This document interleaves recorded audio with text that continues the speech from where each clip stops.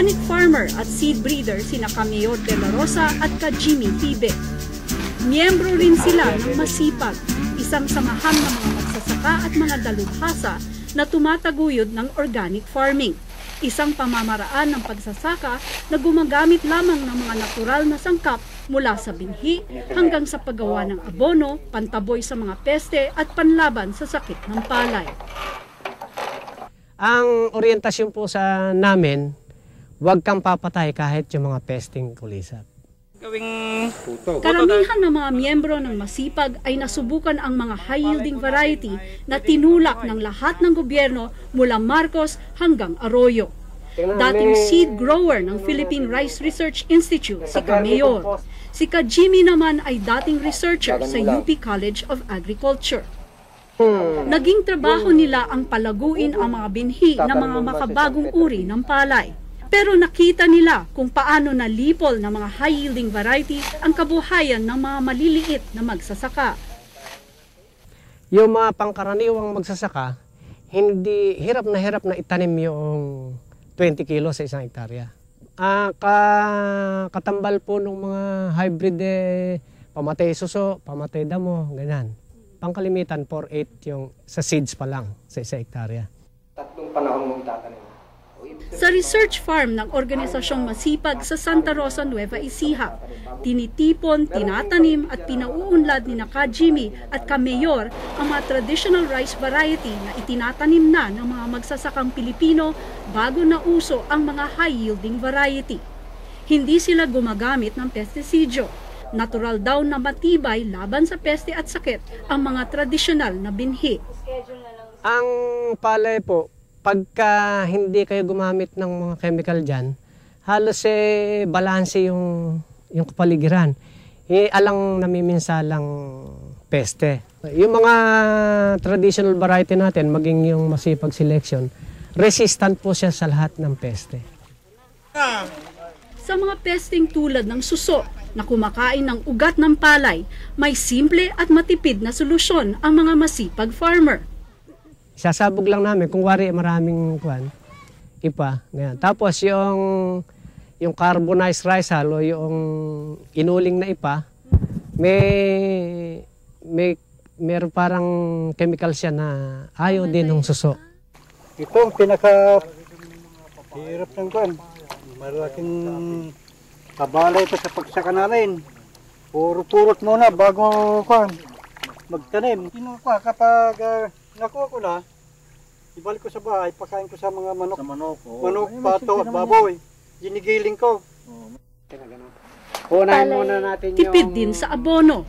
Gawa sa compost o pinabulok na dahon, ipa ng palay at dumi ng hayop ang kanilang fertilizer.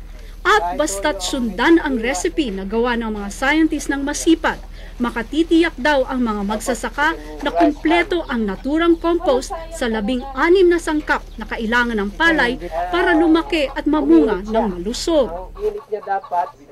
Mayroon din silang homemade liquid fertilizer na tumutulong na mapanatili ang kalusugan ng mga dahon at palakasin ang kakayahan ng palay na mamunga. At kung libo-libong piso ang ginagastos ng ibang magsasaka sa binhi, nakakalibre naman ang mga Masipag farmer.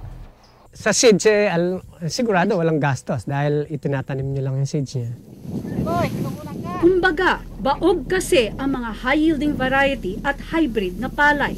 Pagkaani, kailangan kainin agad dahil tutubo man ang mga binhi, hindi na mamumunga ang mga halaman mula rito. Pero ang mga binhi mula sa traditional variety, tutubo at mamumunga kahit ilang beses itanim. Suma total, sa bawat 3 piso na ginagastos ng Masipag farmer, gumagastos ng halos 10 piso ang magsasakang naka-high-yielding variety. Bukod dito ay nabebenta sa mas mataas na presyo ang organic rice dahil uso ngayon ang pagkaing walang kemikal o lason. Pero hindi ang kumita ang pinakapakay ng grupong Masipag. Nag-umpisa ang Masipag nang bumagsak ang Masagana 99 ni dating Pangulong Marcos. Pagkatapos ng 15 taon ng mga masasamang karanasan sa high-yielding variety, naghanap ng alternatibo ang mga magsasaka at humingi ng tulong sa mga eksperto sa University of the Philippines. Sabi nila ay pwede bang bumalik sila sa traditional varieties. Pero wala na rin traditional varieties na makuha dahil na-displace na ng high-yielding varieties. Sabi ng mga farmers, kontakin namin ang lahat ng mga members namin at maghanap sila sa kanilang lugar. Simula sa 46 na mga traditional variety noong 1986, nakakalap na ang masipag ng mahigit sa 1,000 traditional varieties. Higit pa roon, nakapag-breed ang masipag ng mahigit sa 1,000 mga bagong variety ng palay na kung tawagin ay masipag rice. Ang sabi nga namin doon ay gusto namin ma-demystify ang science. That scientists are not the only ones capable of breeding rice but also farmers. Ang beruang gamit, relation bag, gunting na maliit. Sa pinakamatipid at simpleng paraan, nagawa ng 64 na mga magsasakang na-train sa seed breeding na paunlarin ang kakayahan ng mga traditional rice varieties na mamunga ng maramihan. Kahinaan kasi ng mga traditional variety ang kakaunti ang binhi. Pero ngayon, natatapatan na ng mga masipag variety ang mga high-yielding variety sa dami ng mga binhi at dami ng ani. Napaunlad din nila ang kakayahan ng mga traditional rice variety na mamulaklak ng maramihan, tumubo at mamunga muli kahit natanim na ito, tumubo sa pangit na lupa o sa maalat na tubig. At nadagdagan ang mga variety na resistant sa maraming sakit sa paraan na matipid at ligtas. Pero mukhang mas bilib pa rin ang gobyerno sa mga high-yielding variety at abono.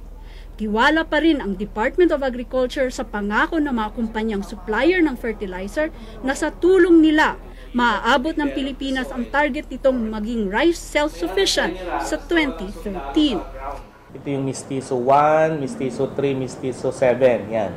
Yan ang pinaka-popular ngayon.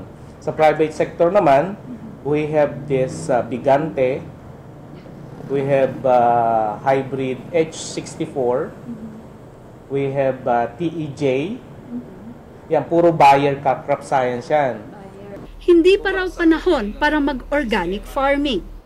Actually, under the GMA Rice Program, hindi tayo nagpo-promote ng 100% organic. It is what we are promoting now is the Tamang Abono Program or the Balanced Fertilization Strategy. Kasi ang organic kasi may impact lang yan kung long term. Hindi pwedeng sa isang iglap mataas ka agad ang ani mo. Mukhang nahuhuli na naman ang Pilipinas sa panahon na ang mga mayayamang bansa ay natututong mag-organic at maghanap ng mga environmentally friendly na paraan ng pagsasaka. Ang gobyerno natin ay kumakapit pa rin sa mga teknolohiyang palaos na.